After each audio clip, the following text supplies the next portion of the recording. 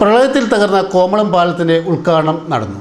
മുഖ്യമന്ത്രി പിണറായി വിജയനാണ് പാലത്തിൻ്റെ ഉദ്ഘാടനം നിർവഹിച്ചത്. ഒടുവിൽ കാത്തിരിപ്പിനും സമരങ്ങൾക്കും ഇടയിൽ പ്രളയത്തിൽ തകർന്ന പാലത്തിന് പകരം പുതിയ പാലം യാഥാർത്ഥ്യമായി. കോമളം പാലത്തിന്റെ ഉദ്ഘാടനം മുഖ്യമന്ത്രി പിണറായി വിജയൻ ഓൺലൈനായി നിർവഹിച്ചു. 2021 ഒക്ടോബർ മാസത്തിലുണ്ടായ പ്രളയത്തിൽ അപ്രോച്ച് റോഡുകൾ തകർന്നുപോയ കോമളം പാലം നിർമ്മാണം പൂർത്തീകരിച്ച് ഇപ്പോൾ ഉദ്ഘാടനം നിർവഹിച്ചിരിക്കുന്നത്. പൊതുമരാമത്ത് വകുപ്പ് മന്ത്രി മുഹമ്മദ് റിയാസ് ചടങ്ങിൽ അധ്യക്ഷത വഹിച്ചു. 2021 പ്രളയത്തിൽ കോമളം പാലത്തിന്റെ അപ്രോച്ച് റോഡ് 35 മീറ്ററോളം തകർന്നുപോയിരുന്നു. സെമി സബ്മേഴ്സിബിൾ ബ്രിഡ്ജായി നിർമ്മിച്ചിരുന്ന കോമളം പാലത്തിന്റെ വെൽ ക്യാപ്പുകൾ തമ്മിലുള്ള അകലം കുറവായതിനാൽ പാലത്തിന്റെ തൂണുകൾക്കിടയിൽ മരക്കഷ്ണങ്ങളും മുളച്ചില്ലകളും വന്നടിഞ്ഞ് പാലത്തിന്റെ വെന്റ് വേ അടഞ്ഞു പോവുകയും വെള്ളത്തിന്റെ കുത്തൊഴുക്കിൽപ്പെട്ട് അപ്രോച്ച് റോഡ് തകരുകയുമാണ് ഉണ്ടായത്.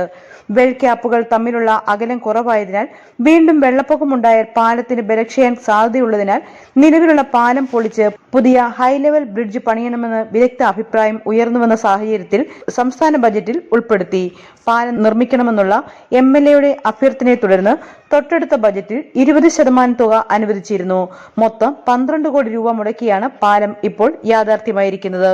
7.5 മീറ്റർ ക്യാരേജ് വേയും ഇരുവശത്തും 1.5 മീറ്റർ വീതിയിൽ നടപ്പാതയോടുകൂടി മൊത്തം 11 മീറ്റർ വീതിയിലാണ് പാലം നിർമ്മിച്ചിരിക്കുന്നത്. പാലത്തിന് നദിയിൽ 28 മീറ്ററിന്റെ 3 സ്പാനും ഇരുകരകളിലായി 12.5 മീറ്ററിന്റെ 2 വീതം ലാൻഡ് സ്പാനുകളും ഉള്ള ഹൈ ലെവൽ ബ്രിഡ്ജാണ് നിർമ്മിച്ചിട്ടുള്ളത്.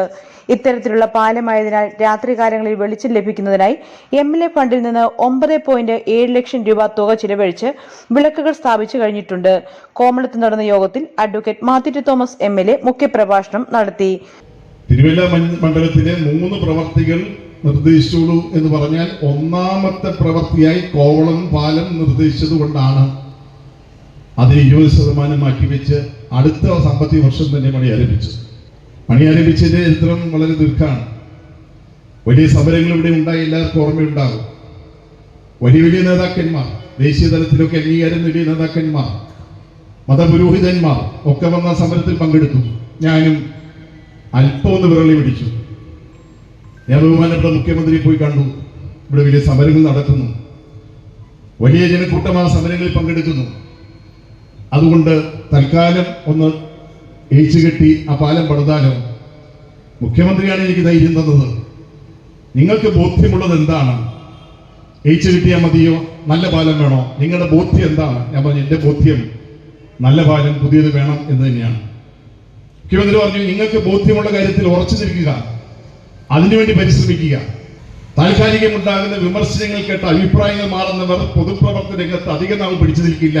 അതുകൊണ്ട് ധൈര്യമായി നിങ്ങളുടെ ബോധ്യത്തിൽ ഉറച്ചു നിന്നുകൊണ്ട് ആ ലക്ഷ്യം നേടുവാൻ വേണ്ടി നിങ്ങൾ പരിശ്രമിക്കുക എന്ന വലിയ ഉപദേശം മുഖ്യമന്ത്രി നൽകിയപ്പോഴാണ് പുതിയ പാലം തന്നെ വേണം എന്ന് കണ്ടെത്തി ടെൻഡർ നടപടിയിലേക്ക് പോയത്.